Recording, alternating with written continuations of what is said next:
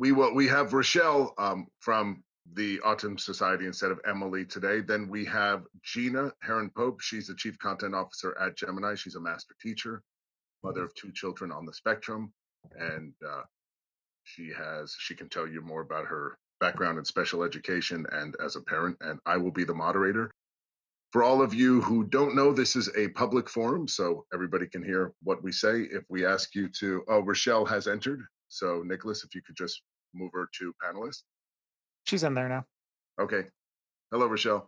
This is a public forum. We would like to structure it as a question and answer period. So if you have a question while we're speaking, please feel free to go down. If you put your cursor over the bottom, there are icons that say Q&A and chat, and you can type in your comments in either of those.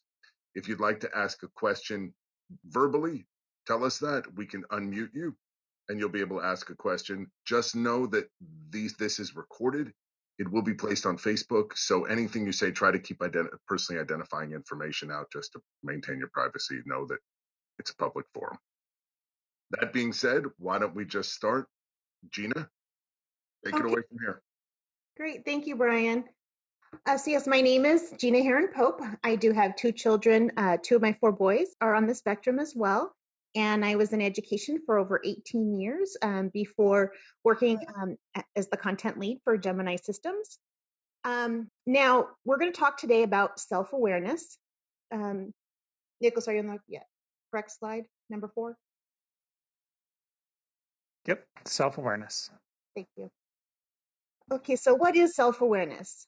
Self-awareness is a large, broad, all kind of anything to do with thoughts, feelings, being able to analyze oneself. Self-awareness is a very broad scope, but simply stated, it is the understanding of ourselves, and it includes our strengths, our weaknesses, our thoughts, beliefs, motivations, and our emotions.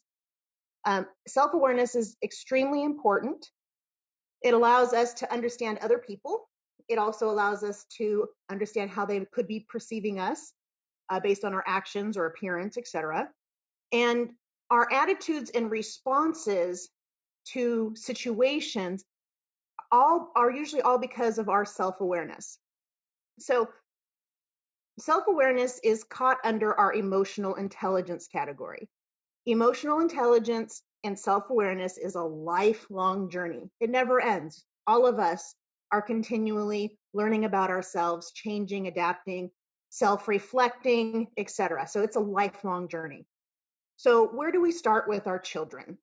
Next slide, please. So first off, self-awareness, at least in my experience for children on the spectrum, happens typically a little bit later than the norm. So if you're going to go start, online and they say this happens about 6 years of age, I would say add a year or two for the most part, even if your child is mild. It's just something that takes a little bit longer to develop.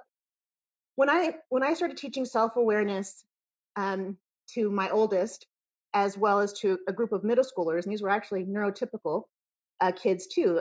It's an issue. Self-awareness and social skills is something all children need to learn. We start with really self-awareness, like teaching it directly. Anytime you start a lesson as the teacher, you want to define your concept. So we really want to define what is self-awareness. We can do this with our children. So with my son JT, I broke it up into 2 pieces. What does self mean? They could say answers like I or me.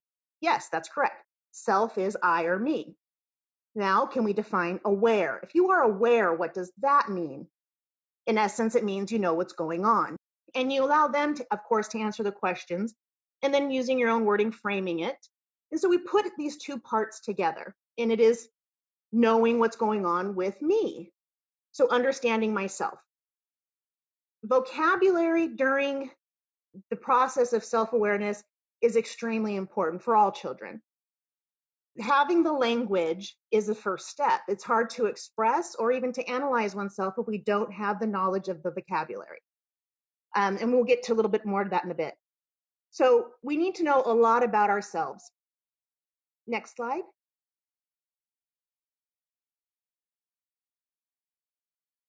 Oops, sorry. catch up here. So on this slide, you'll see some cute little activities, very common in schools. This is something you can do with your child as well. Tonight, we're going to be really focusing on I am and I feel, the real start of self-awareness. So what am I?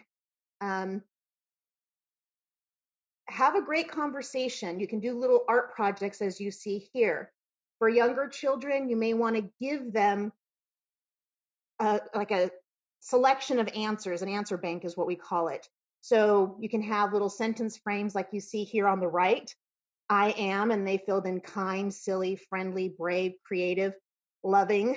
But maybe they took those out of a bank of 10 words that you gave them, and they chose the ones they felt described them. If they're a little bit more mature and they can come up with their own words, perfect.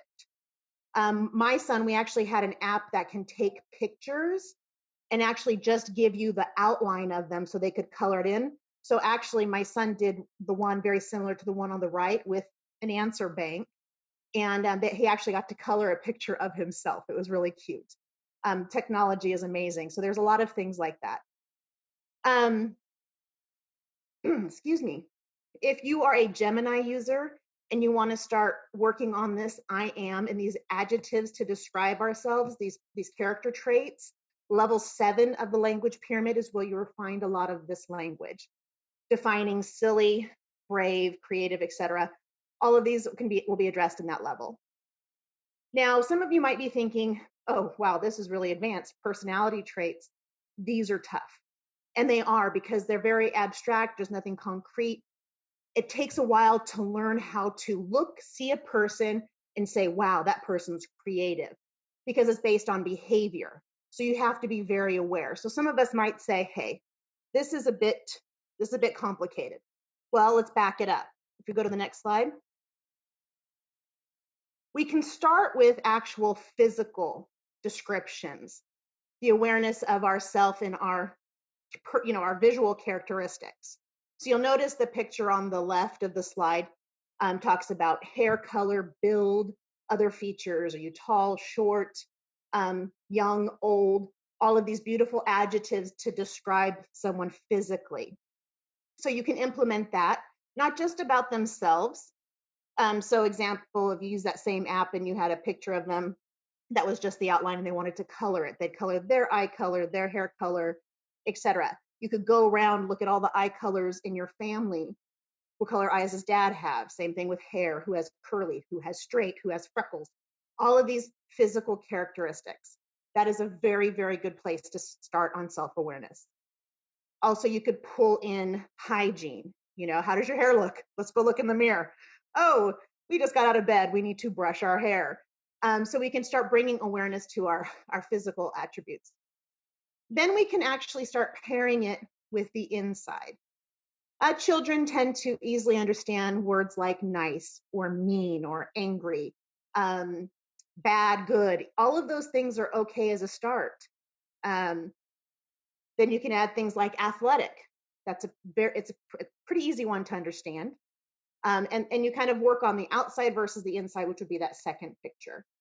So when you start using terms and teaching them the language like physical traits and personality traits. When you read stories, in school, they will have to learn how to paint pictures as they read. So if you read a story that describes a character, then go back and ask them, so what do you think they looked like? Draw a stick figure. What color hair did they say they had? They use the word brunette. What does brunette mean? And you can really just make it visual. Then you can look at their actions in a story. Was that nice? Was that mean? Was that good or bad? And really start just building that language. Excuse me. And then next thing you know, pretty soon you'll be able to talk about characteristics of the self. And you'll have your physical traits, and even if they only have a few personality, maybe low vocabulary traits, I'm nice, I'm kind, I'm loving. Those are all great ones. Model the behavior. If you go up and you're hugging your husband, or your husband comes up and hugs you, like, oh, isn't your dad so loving? Look at him. And really just trying to point out examples of those attributes.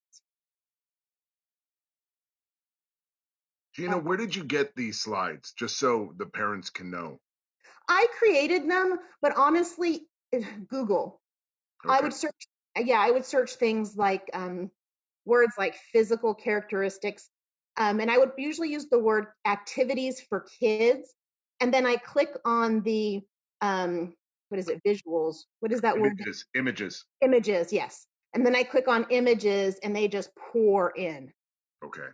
So if you put in like I am activities for young kids, you'll get a whole bunch of them. If you put, you put it, I mean, really, they just keep searching. Teaching kids character traits. Tons of things will come up. The main key is clicking on images so you just can scroll through. Yeah. Yeah. I love that. For those of you who don't use Google Images, it's just such a game changer. And every single one of these pictures, for the most part, came from Google Images. Okay, next slide. So as mentioned earlier, it's the vocabulary that sometimes has our children lost a bit. So Gemini users, again, it's level 7, but I've put in the slides here a list of all these beautiful character traits, things like moody and kind and cold, clever, energetic, all these beautiful words that you could also search in the full library. And most of these, we will have the image words. So we will actually have skits that explain them. Also, excuse me.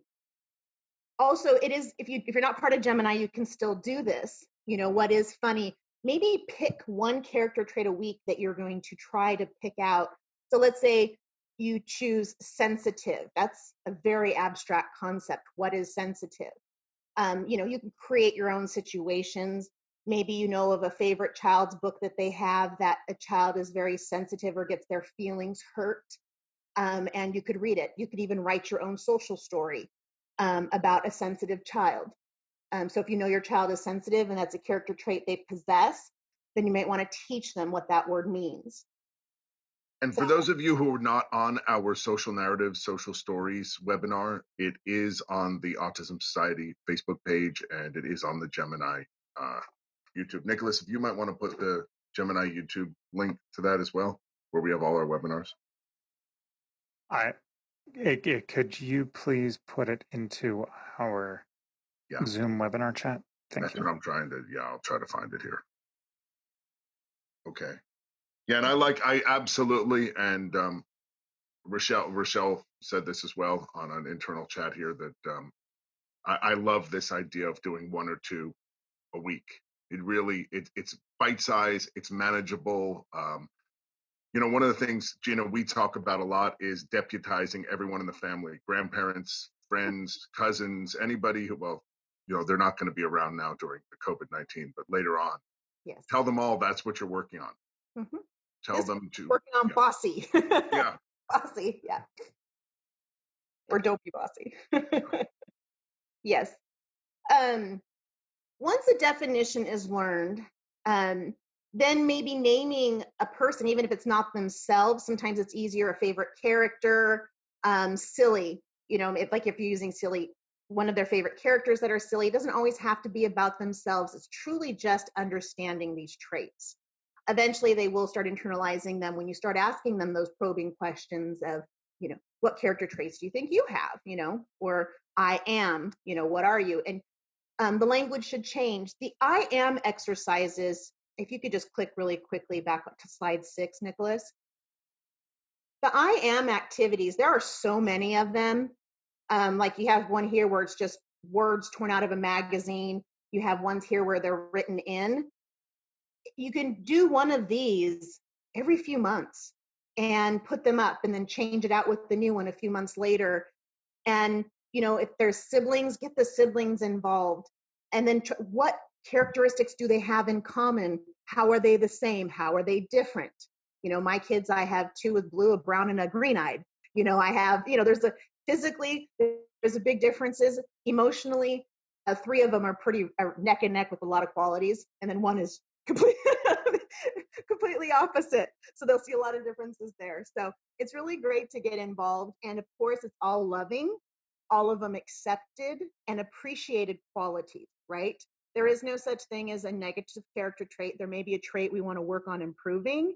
And you know, but it is something that if it's a behavior, right? That tells us what the trait is. So we can change our behavior to have a term that's more welcoming. But all in all, this is who we are. So, and it's we have to accept all these wonderful traits, even if we're a bit bossy. I was very bossy as a child, and I think I turned out okay. Okay, next slide, 9. So as they learn about self-awareness, another great way to help this isn't after, this is kind of like while you're working on learning about traits, continuing to work on that self-esteem. And as I kind of just hinted to, we all have strengths and weaknesses. And weaknesses isn't a negative term, okay? It is just something that we want to improve upon. It's our start point. So I love to do I am amazing type of activities. What are you good at? You notice this little girl here on the left. She's really good at climbing the monkey bars, sounding out her words or stretching out her words, so, and then making new friends. So I am amazing should definitely come from the child. What are you good at? What do you like to do, maybe even?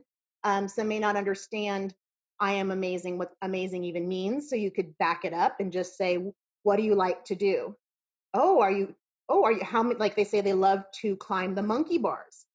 Oh, can you get all the way to the top? No, I like to just sit around here. You know, I like to go up a couple rungs, you know, try to get that language. What do they like to do? Turning that into a positive, oh, so you're a great climber, you know, and so you're amazing. You're an amazing climber. And again, just teaching that language. Weaknesses, for those of you with older kids, weaknesses were really hard for me to pull from JT. So it really started with very tangible, specific things, a lot of it doing with physical stuff. He has weak core strength. So when we started, if we got a baseline, so one of his weaknesses, he would easily tell you physically, we always had a goal because he's very well of some of his IEP goals. And so he knows he has the goal, he's supposed to do 50 sit-ups, or I'm sorry, 100 sit-ups, but he's only at 50. So he knows a weakness is his sit-ups. He needs to get to 100 for a goal. They were literally that specific. They weren't, personality traits, if you will, to begin with. So it's okay to do that. What are things you want to improve on? So instead of using the word weakness, maybe we just ask them, what would you like to get, become better at? And that's a place you can start. Okay, next slide, please.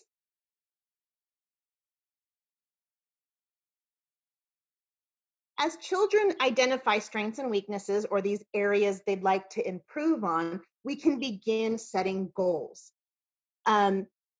Goal setting is something we should do throughout our lifetimes.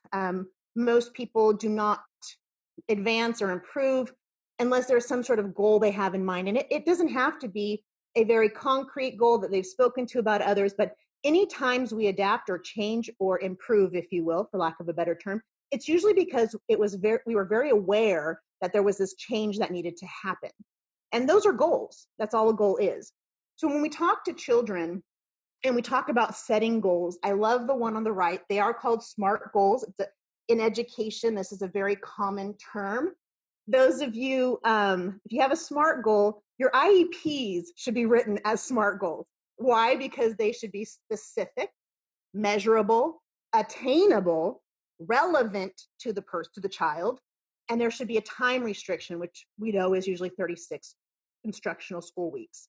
So a SMART goal is something not just to learn of how to teach children how to goal plan, but if your IEP goals don't meet these standards, then guess what? We need to reword or restructure our IEP goals to be a SMART goal. So if anything, if you remember the word SMART, and specific, measurable, attainable, relevant, and time-bound, for me, that is essential in anything when it comes to my children's IEP. So if you take nothing else away from tonight, please take away SMART goals.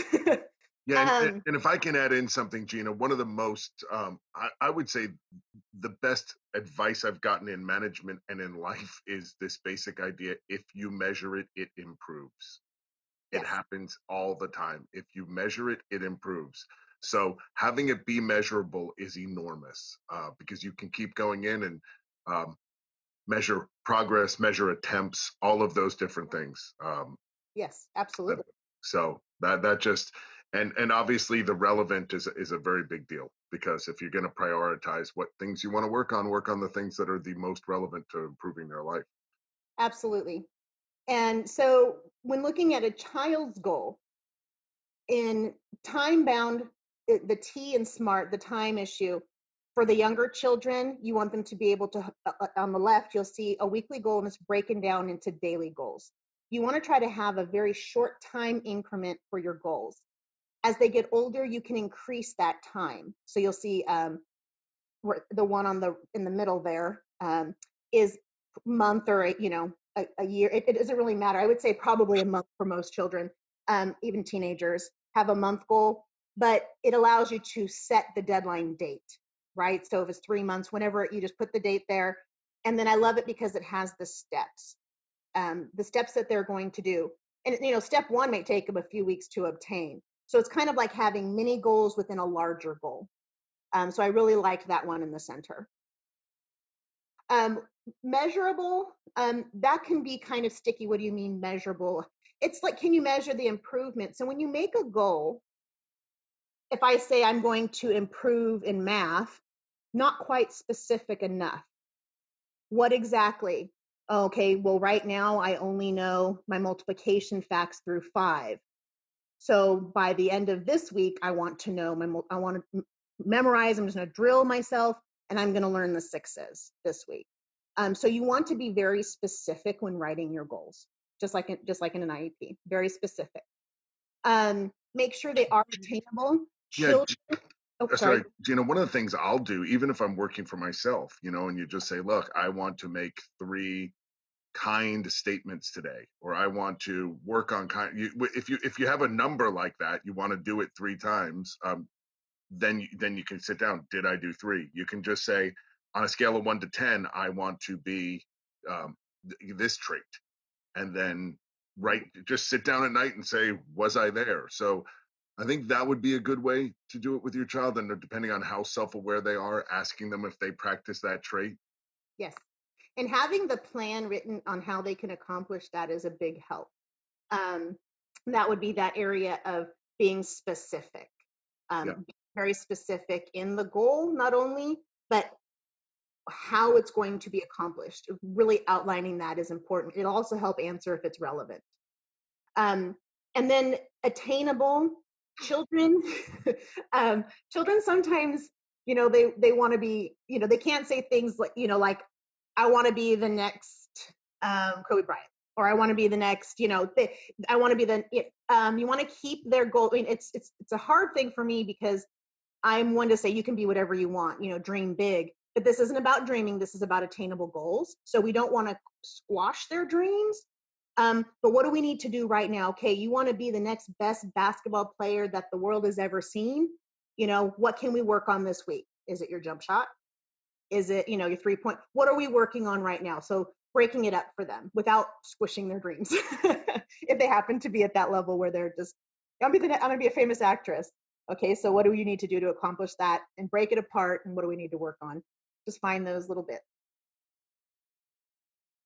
Any questions? Or you were an athlete there, Brian. Anything to add? I'm sure you had to break things into pieces, right? Well, yeah, it was always it was very much like everything I've learned in special education. Something as simple as a jump shot. I mean, I played basketball. You broke down it just the way your wrist flicked. We would settle, every part of the body would be still, and only the wrist would flick, because it's one of the moving parts. And you just work on that, and then you'd add one more moving part, which is having your arm go up while your wrist flicks.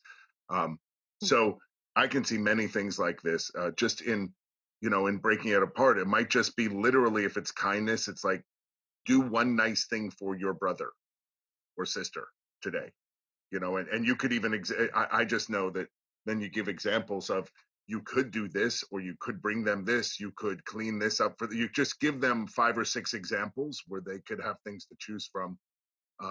But really discreet, really small things, because Gina, that it's the same with athletes. When you're training, you need a win.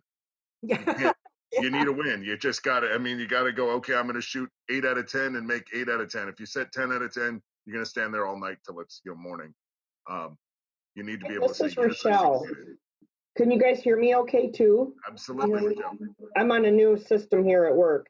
I was also going to say I really appreciated the point earlier when you were talking, Gina. You said something, I think it was you who said, you can use yourself as an example and say, I'm going to practice saying like 5 kind things today.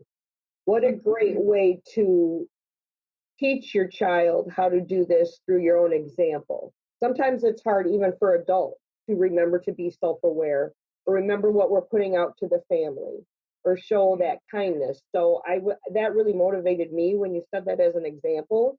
I thought, that's a great way to teach by example. Yes. So show your children that you're also cognizant in your work. It's not something that you don't automatically become self-aware and then you stop. Right. It's funny. Changing every day. So you can do for each other too. Yes, absolutely. When we post our goals and stuff, I remember in the beginning, one of JT's goals is that he was going to try a new food every week. Couldn't quite do it every day, but he was going to try a new food every week. He still only eats about 16 to 18 items of different foods. It's a real struggle. But we read, Arthur D.W.'s Picky Eater. And, we always working on food. So we had a goal. And so I would actually have a goal as well.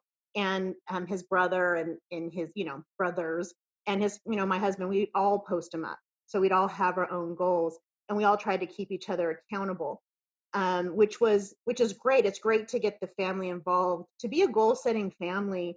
Just to speak, my parents were, this is something I was raised with.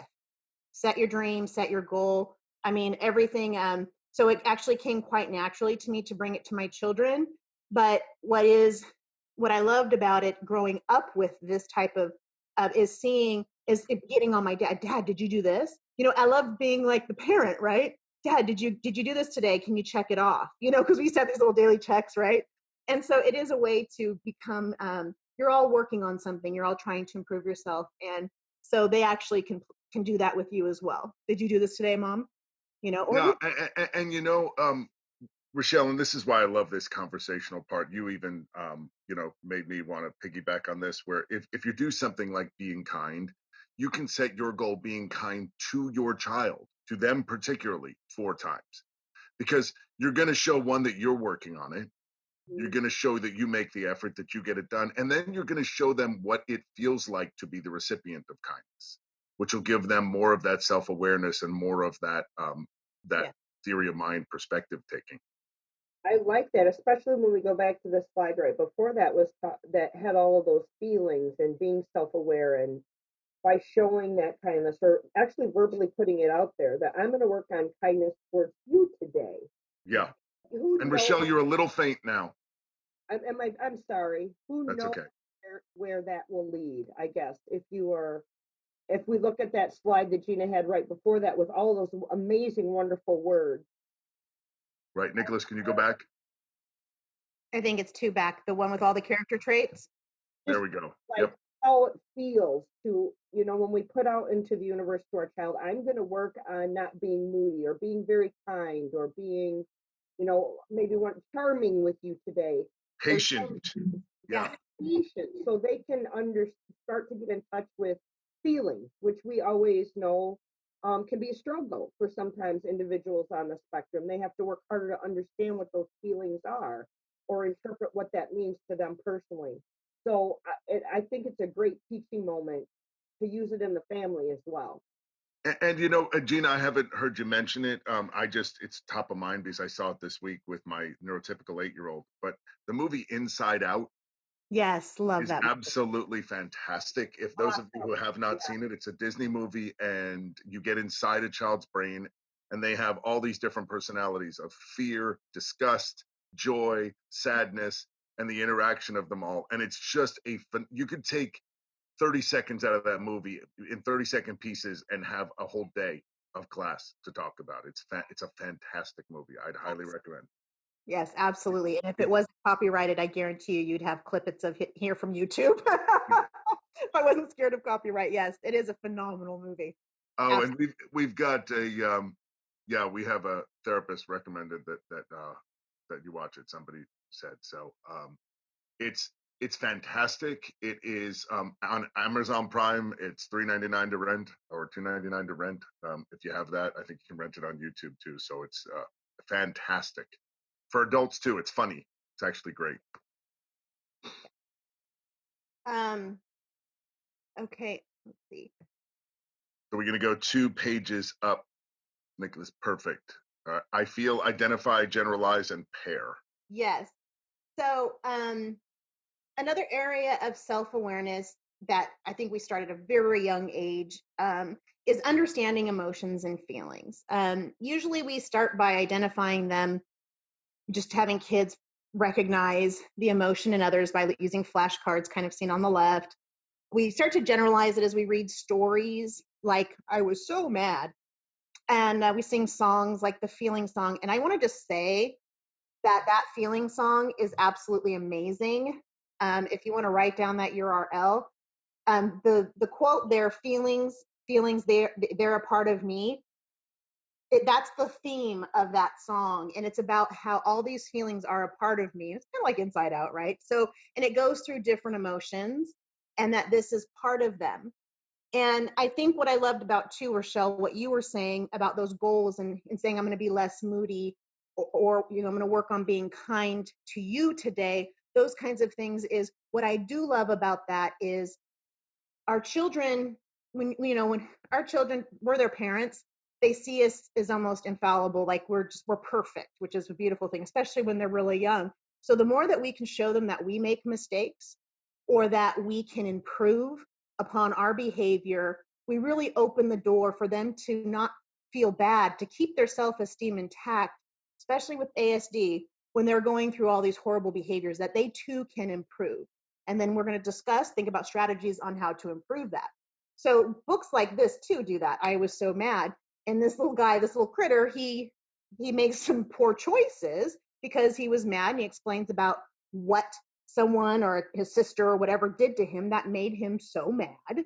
And then what he learns when he comes full circle on how he can handle that better maybe next time. Anyway, so we do all this and we start to truly understand emotion. And that is the step one, is understanding it and generalizing it to identifying it in others, identifying it ourselves. And then pretty soon we can start pairing it with whether we're going to predict an emotion someone's going to have. If I tell them this story, if I tell them this scary story, they're going to be scared. If I tell them this anecdote, they're going to laugh because they're going to think it's funny. So we start to pair behavior and emotion, and we start to predict. We can start to infer what will happen. I'm sorry? Nope, sorry. I just was checking that a link worked and my audio was on, so you heard it. Okay. The feeling song is now in the chat box for everybody. Oh, great. It is a great one. I was very happy to come across it. So yes, and social stories and books are great when in dealing with emotions. You go to the next slide, Nicholas. So like character traits, teaching the necessary vocabulary of emotions is an important step. So also we have like degrees of meaning for these words. You'll notice sad, happy, hurt, confident, energized, and it has all these words that have a different degree of the adjective. So this is a fun way to not only learn synonyms and antonyms for that matter, but it is a great way to just, again, choose 1 or 2 a week and really work on vocabulary building. So we're just like character traits, just take it just like that, have a direct vocabulary lesson. They can define it. You can work on Gemini. We actually do have, the thermometer. So like we talk about sad, We might have, upset. And then we have one where she's heartbroken, where she's even more upset. And so we do try to show through skits the adjectives. And so if you want to just put in an adjective you're looking up, chances are we're going to have these little skits, and you'll see the little thermometer, and it shows them how bad, or how extreme that emotion is on the sad scale, happy scale, etc. So that is something you could also do at home. Do you think, if I'm just upset or if I'm disgusted, which one's more extreme? You could do that just by having a conversation, or showing visuals. So if you have, for children who are less verbal, maybe just showing upset being a slightly sad face, and you have a child who's bawling, right? Just, for, heartbroken or desperate or whatever. So just to show the difference, but that they are in fact both sad. Okay, and then the last slide I have. Gina, if I can just go back to that, sorry. Of course. One of the most interesting things, this is from a totally different field, but there were knowing words and knowing these different shades of meaning actually help your children to experience them. And one of the things that I want to do, it's a fascinating study, is that they found that cultures that didn't have the word for blue, and primitive cultures don't have the word for blue, literally can't see the blue. They can't perceive it. So it's the same thing here. If you don't have a word for something that's abstract like that, you often can't know the difference between being depressed or being crushed or being disgusted or being sorrowful. So I think just think about even just giving them these words and showing them these words. I think actually even in Gemini, we have a few where we go directly through these, right? And we have the actors act out all the different levels of sad and happy and hurt. Yep. But you can do that yourself and just show what it's like, the difference between being strengthened or motivated or refreshed or secured. These are all, it's very, very important to be able to distinguish these. Yes. And a lot of times too, if again, I'm a teacher, so reading is my passion, and it's something that we all do in my household. So with reading, if you're reading to your child or whatnot, you can point out these beautiful adjectives. And let's say you're reading on a Monday, then you find a word. Let's say they don't know what charmed means. Then you can put that down and define it, look at pictures of it, whatever you're going to do. That's going to be the word of the week or whatnot. And it came from one of their storybooks, which always gives them a buy-in. So using reading is wonderful. And a lot of times if you ask them, use the Socratic method, and you kind of ask them questions, it's like, okay, do you know what charm means? No. Well, let's see what happened. And then you read, and then so what do you think that means? And maybe they say happy, maybe they don't, but you discuss it. Maybe you have to give them the answer. It doesn't really matter, but you want to look at the context in which the word was used in that story. And then you'll bring it up at dinner when something charming happens, or, I feel, so anyway, you can just point it out. And then next week, same thing. While you're looking in a book, it'll present itself. Adjectives in literature, even children's books, there's a plethora of them. And so children, the more they're exposed to them and the more we can actually give them the meaning for them, the better their reading will be. And for me, vocabulary is where it all is.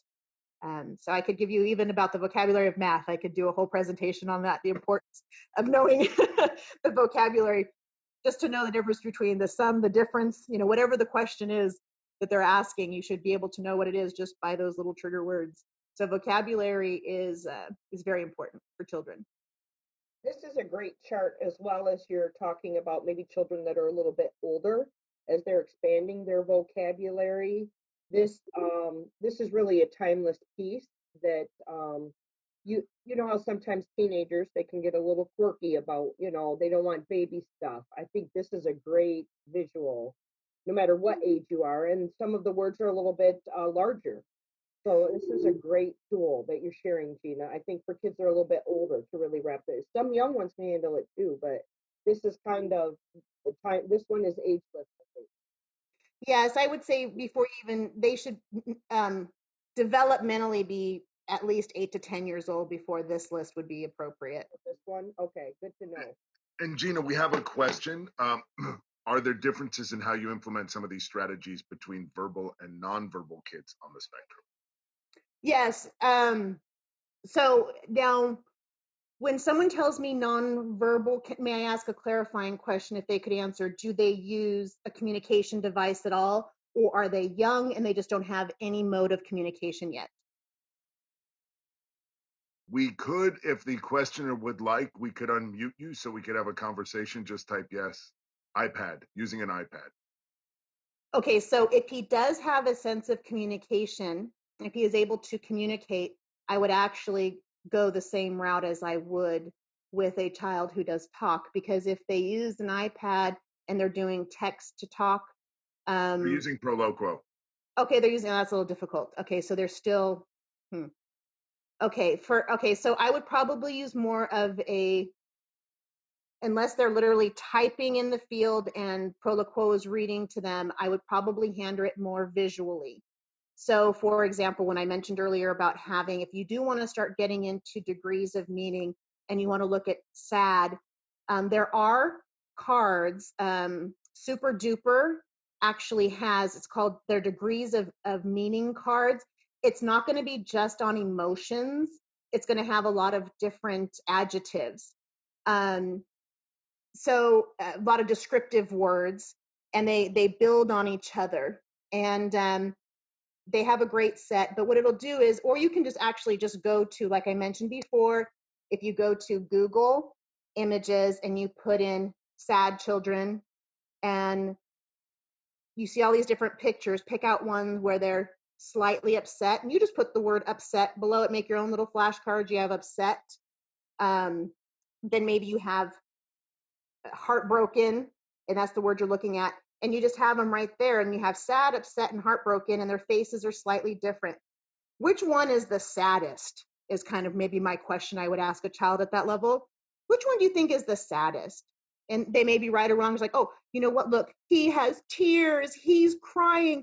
Look, oh my goodness, he's heartbroken. I think he's the saddest. Even in the beginning, if you have to give them the answer while they're still learning this degrees of meaning, because again, it is not, you're trying to make a very abstract concept concrete.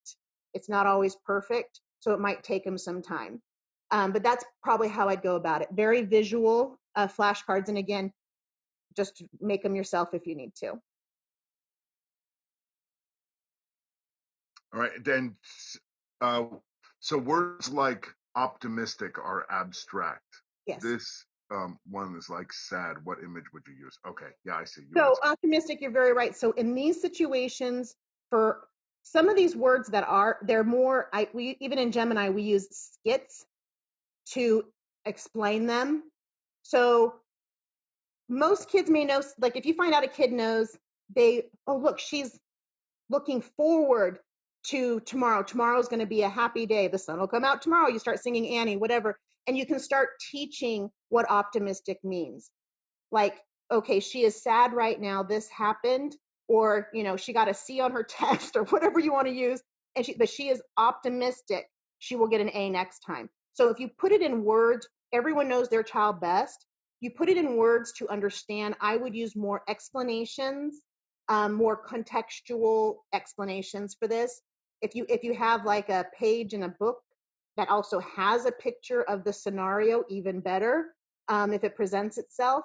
But really, it's going to have to be a discussion or a skit, if you will. Gina, I mean, we're talking with people who are, developmentally old enough to handle concepts like this. So if we're going to assume that they at least have the receptive language Correct. that could build and work within this realm. Yes. And as you go through lists like these, and we just remember, all of these are just suggestions. If a child goes through their whole life and doesn't know what some of these words mean, it's not going to impair them. They may not even know what impaired means, right? So it's just a guide. I would definitely start with what your children know now and build on it. So most kids tend to know happy and sad. What is another word that means the same thing? You can go to your thesaurus. Oh, I think joy. joyful would be a good one. That's a beautiful word. I want to do joyful, and just work from there.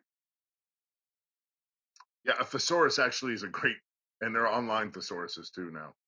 And there's actually picture thesauruses, just so you guys know, just like there's picture dictionaries. So, and a thesaurus is a great thing. And also thesauruses for same and different.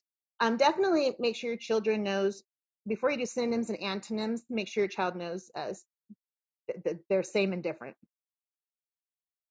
It's a big milestone. It's a hard one for our kids. Any other questions? I'm going to go to last slide.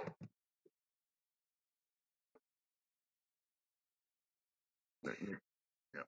I came across this poster today, and again, this again from Google Images, and I loved it. And it was under self-awareness, and so this was just general tips that help us work on self-awareness.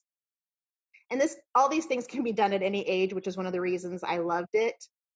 Oh wait, one thing I did want to mention that I did not mention real quick. I just saw my notes, and I did want to bring it up. If you can go back to slide 11 really quick, Nicholas, I apologize. I wanted to bring up, when you're talking about feelings, is journaling. When you're teaching children about emotions, to either do a journal, diary. They also, for those children who don't write yet, maybe or have fine motor issues, maybe don't have the verbal ability, they do have apps now to keep a diary. It's actually, or they even have video for those that actually do talk. Like my son actually does have a video journal. He has real severe fine motor delay. So anyway, there's a lot of options. There's no right or wrong way to do it, but to have them start talking about their emotions or their feelings or even just what happened today, that's all self-awareness, guys. So anything that they can just jot down daily, whether it's today I felt, you can even give them the sentence stems to begin their journaling. But I think whether it's maybe a document you have on Google Docs or a sophisticated app, it really doesn't matter. But I think journaling every day, even if you're typing it for them, there's no wrong way to do it. I think it's a very important thing to begin as they start understanding emotion. Sorry, just wanted to go back. I did forget to mention that altogether.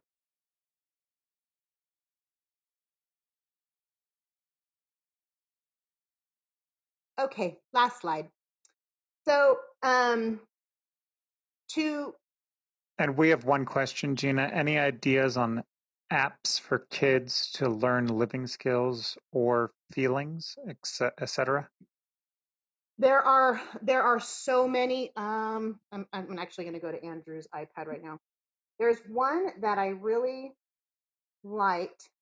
Of course, Gemiini is how both of my children learned emotion. Between our skits and our visuals, there's really nothing comparative to. But there's one it's actually called Autism Emotion. So if you go to the App Store and put in Autism Emotion, it's very basic. So it is just very basic. It's a free app. And it'll just help with that early identification visuals. And for those of you who would like to try Gemiini, it is covered by CLTS waiver, so you can speak with your service coordinator. We have all these stories and emotions in there. Perfect, Brian. Yes. So you'll see here. So kind of what Rechelle brought up, and we've been talking about, is to share your own feelings and encourage self-awareness. So again, being the model. I love that with the little rainbow there. Focus on articulating feelings. I am angry. I am sad. We covered that in depth, I think.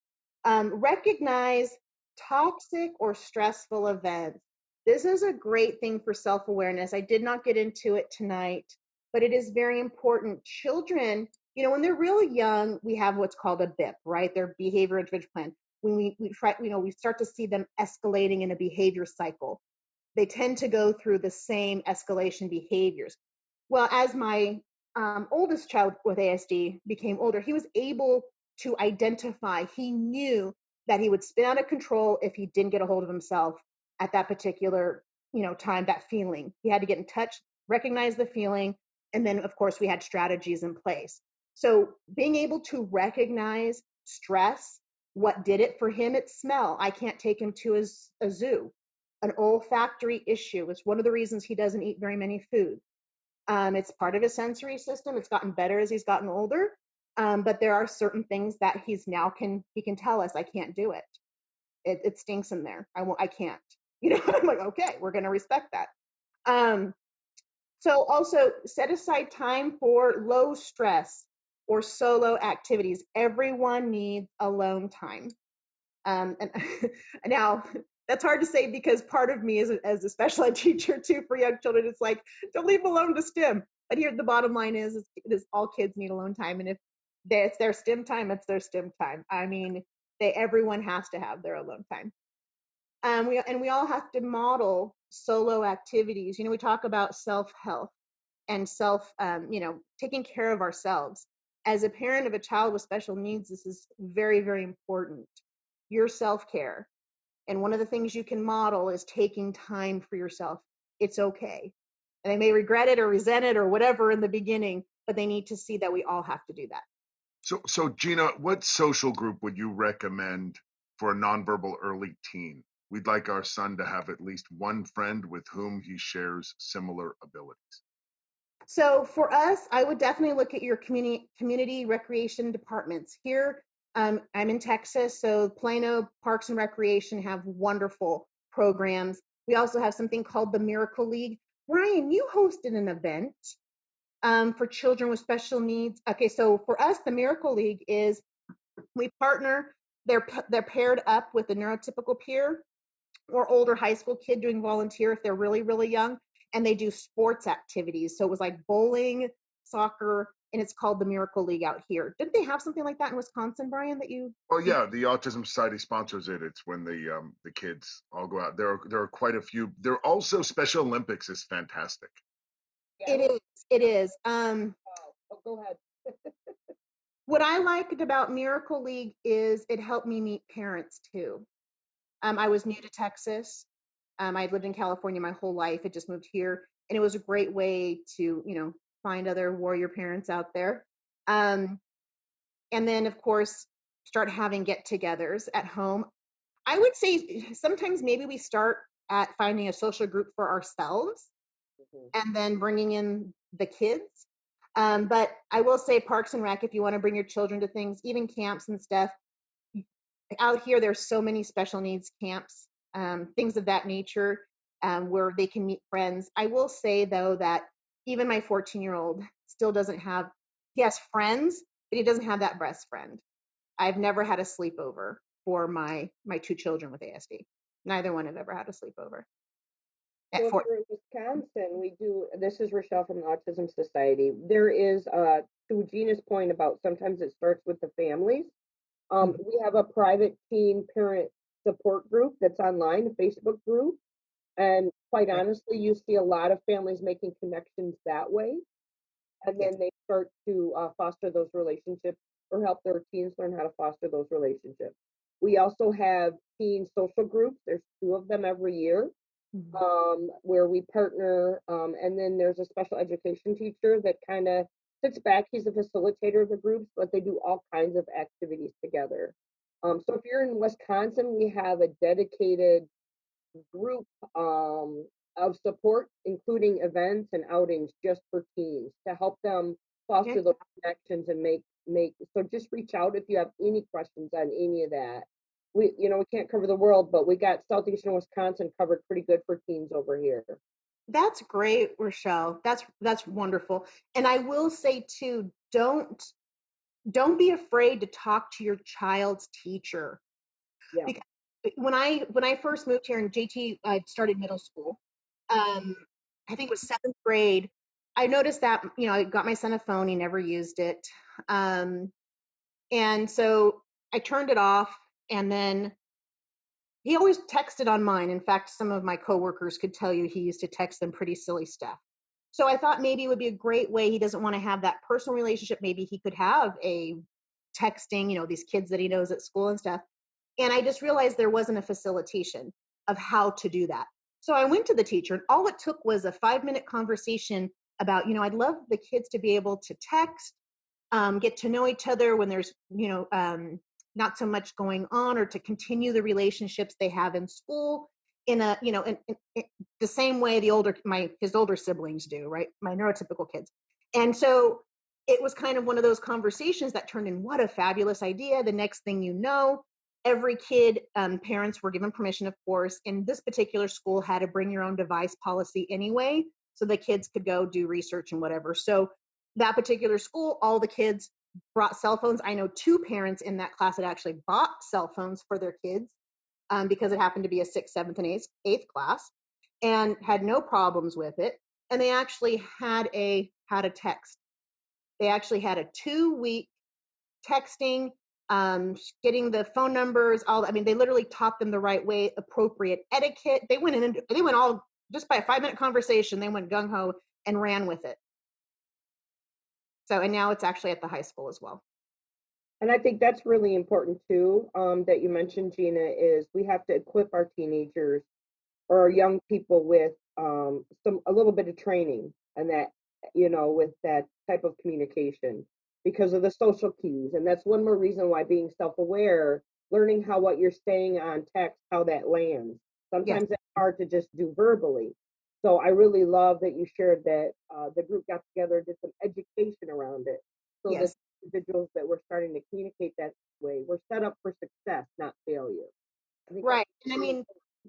And I will say, JT still chooses not to really text anybody. And then just so you guys know too, there is a kids messenger through Facebook, that you have to approve every single person that is attached to your child. And that is actually the platform they used at his school. It's called Kid Messenger, or they said they are using now. I shouldn't say that then it was just texting phone numbers, but right now I think they've moved to that, probably for some security issues. awesome. And then also we have a question. Could you repeat about Gemini? What is it? I started the presentation late. Thank you. Sure. If you go to Gemini.org, and it's spelled, if you look at the top right of the slides, you'll see it's GEMIINI.org. There's a little introduction there. And what it is an online program accessible to you 24/7. So through video modeling, your child can learn language, social skills, life skills, some academics. It's a wonderful program. I'm very blessed to be able to be part of such a phenomenal company. Yeah, and so we have Gina is our chief content person. She would have almost everything she's talking about. She has worked into videos where they have child actors showing this, or parents interacting with the children, showing the child in a video specifically for children with autism.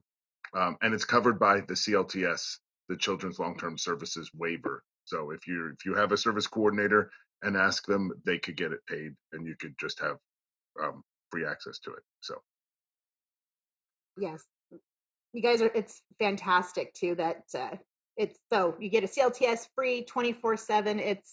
It is a remarkable program. There's a lot to learn, and we do have at academy.gemini.org, there is a training component as well, a parent training course. yeah. And the person who asked, it is the unlimited use is normally $98 a month, but we have scholarships. We, as a company, never want cost to be a barrier to someone getting care. Correct. So, anyway, you can go on and apply for scholarships. We have them all the way down. And if there's some reason that CLTS doesn't cover it or you can't afford it, call the Autism Society. We'll work with you. We'll make sure you get it. Yes, and I will say, when you're looking at it's therapy, it's not an app. So sometimes I understand the sticker shock. For me, quite honestly, it was a no-brainer as far as savings of cost, because even my copay for a speech session, between my 2 boys, I spend over $325 a week in copays between ABA speech and OT. So to be able to have 24/7, more of a therapy versus an app, the 98 was was saving me money, than having to have daily speech or daily ABA, that kind of thing. So it definitely in the long run saved me, just so you're aware. But with CLTS, again, just call if you have a service coordinator, or a CCOP program too. Isn't that correct? Yeah, the children's, if you're not financially eligible for Medicaid, then you could get it with you could get it with your CCOP program. Not a lot of people know about that program. Yeah, as being in Wisconsin there, you're And if you have, it's built also to work with therapists. So if you have a therapist, a BCBA or a SLP or any kind of a teacher, they can use it too. It's free you just pay for your child. Anybody else can get access to give your child. Yes, my BCBAs and my speech therapists are all connected to my child's accounts, and we work together on their therapy. And so, you know, just one of the things we do, I'm one of the founders of it. And Gina was a user. She just came to us and started using it as a parent. And then she started working and supporting parents. And she just knows so much. And she's so good that she's been moved all the way up to, she runs all the content and organizes everything at the companies. It was pretty interesting. I started as a parent. I literally came across a video, maybe similar to some of you hearing about it for the first time today. And then I started using it with my children, and well, actually my first child. And then my second was diagnosed, and I left the classroom. I was just a product specialist. So when we have a free phone calls, you can actually talk to product specialists who are all parents of children with special needs. And so I was one of them. And that's where I started with Gemiini. It was wonderful. I love that So story. that's very important for us that everybody you would talk to as it's not, but we hire only moms, but they're currently all moms of children with special needs. So You get it. You understand. Yeah. You understand. I was also going to share one other thing. I just put it to all the panelists and the attendees. I know, Gina, you have mentioned journaling, and like sometimes that can be overwhelming. Like, where do you start? How do you have those conversations with kids? I Yes. found a great resource. I like it. It's called biglifejournal.com, and they have journals with that kind of they ask questions. They help your kids start to get in that mindset if they're not the kind of kid that's just going to free flow to start writing or in touch. So it's another great resource if you think journaling, and some of them can be done online for some kids that don't have the manual dexterity for writing. It's a great place to just look if you're looking for, you know, what your kid needs or what is a good place to start. They have them for tweens, little ones, big ones, in between ones. And I've been really happy with what I've seen to try to get my kiddo to try to journal a little bit more. Rechelle, I'm sorry, I don't know the answer to this question. Are we a vendor for Iris? Do you know if that all flows in? Would Iris? Yes. Okay.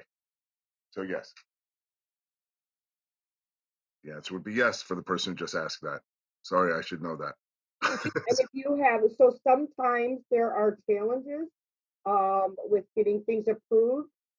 Oftentimes it's just being an advocate and getting the right letter or the right paperwork. And Gemiini can help you with that. You can call the Autism Society if you need any help.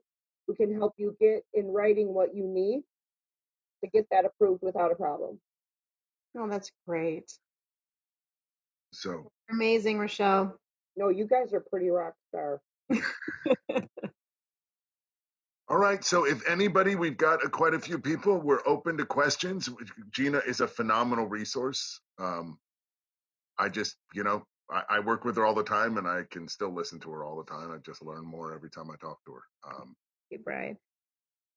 I did want to point out on that last slide, just one last thing is the interest in hobbies. To build self-awareness, cultivating interests and hobbies can be a challenge for children with ASD. Again, it's one of those things of finding what they're interested in, and depending on the age, it can be tricky. But do what you can to continue to cultivate whatever they seem to gravitate towards. And in like all children, it will change. But if we try to foster and encourage their skill sets, and the more skills they have, believe it or not, the more aware they will become on how they can actually complete, succeed, et cetera, et cetera. So finding hobbies is important. Try as much as you can with them. I pulled out old school things I love to start with, like latch hook. Do anyone know what latch hook? Does that translate anymore? I don't know. I'm old, so I'm 45. I'm in 40s, so latch hook. Simple, fun little things Anything you can do. One of the things, Gina, that we use with Max and my son's 23, I think 24, 23. We use meetups, and at meetups we have been able to find like-minded kids, like-minded activities, and he's been actually able to find some young men that he likes to hang around with, and they'll go out individually now. Some of them are probably on the spectrum, Yeah. but anyway, they're great kids. They have very similar interests, and he enjoys being able to go out as a young man and go to a movie or go bowl or do things. And these meetups, are they just Meetups.com. It's groups of regular people meeting, but you can kind of tell by the clubs. And I think there was one that actually said ASD on it, but okay. you can tell by the different interests. There was a chess club. There's a young, just a young. You can read the groups. It'll become obvious. So meetups.com, that's great. So Yeah. basically, then again, like you said, so looking at their interests or their hobbies, that if they like chess, then they could go to a chess brief. That's really cool. That's really cool. Yeah. Yep. For some reason I can't get on it right now. I think it's meetups.com. Let me just 1 second. I am going to put myself on mute and go. Oh, maybe it's meetup.com. Meetup.com. That's no S. So those with older children, that's a great tool. Yeah. And there's one other service for emotions and conversations that I always talk about, and it was put out by UCLA. It's called the PEERS program, PEERS. It's evidence-based. Everyone raves about it. The scientific. I mean, it's for very, very, very, very verbal young men and women to just how to have phone conversations, how to start and keep socially appropriate conversations. It just did wonders for my son when he was 18. And we also have that in Wisconsin. Dr. Amy Van Hecke from Marquette University. There's a huge peers group. So once again, if you're one, and that's translated to in-person meetings now as well. Yeah, they're in person, and it's so the way it worked for us is we went for, I think it was 8 weeks in a row, and it was 2 or 3 hours, and a group of psychologists and special experts would teach the children all of the tactics that they would be doing, and at the same time both parents were learning those same tactics, so that we made sure that they were there and that we would work on them at home. It was intensive. It was amazing. So many times they explained social rules that we all do, and I didn't understand that. Yes, I actually do follow all of those rules just by instinct. Isn't that funny? And then they teach you the rules so that you can show them to your son or daughter. And that's a great program that's ongoing here. So if anyone is interested in that, just ping us. The president of our board actually leads it up here in Wisconsin through Marquette. Cannot recommend that more highly as a parent. Yeah. So that's fantastic. And that's for older kids though, right? Yeah, that's for somebody. I mean, just think about this. They work on having 10, 15-minute social conversations with other kids in the class. Yeah. I know that when I talk to them, it's mixed. It's boys and girls. A lot of the boys get highly motivated to go because there are girls there. They can talk to girls on the phone. Just saying, use what you got. So just imagine it's something where your child would have the capacity, if properly instructed, to have a 10 or 15-minute social conversation on the phone. And depending on the age of the child, for the listeners, we also have what we call, well, they've changed their name. They're now SWAN. So they're the Adults on the Spectrum group, and they have social meetings twice a month. But to Brian's point, you do have to be able to hold a 15-minute conversation. Now, we do have a couple people that come that are nonverbal, and they bring devices as well, but that's a free service as well. Support. It's not really a support group. It's really more of a social group for the adults on the spectrum. Yeah. And that's what PEERS is, a teaching thing, but it becomes a social group, and it's very well done. It's exquisitely done. I sat there as a parent just saying that I rarely think things are genius, and it was just genius. It was well put together. If I may ask a clarifying question then about PEERS, Brian, are you saying that PEERS, they actually teach the skills? Absolutely. Yes, they teach the social skills. They teach the social skills to the kids. Yep. So as long as they have moderate language ability, they could stretch the time and the awareness to have this So conversation. my son, when he was 16, 17 years old, would end conversations after one or two back and forths. Right. Okay. It Okay. taught him not to. It taught him how to keep it going, how to probe for common interests, how to listen for common interests. And it just gave him so many skills. It taught him to identify the social groups that he would mesh the best with. You know, because if you go up and approach someone who clearly does not share your interest, it won't work.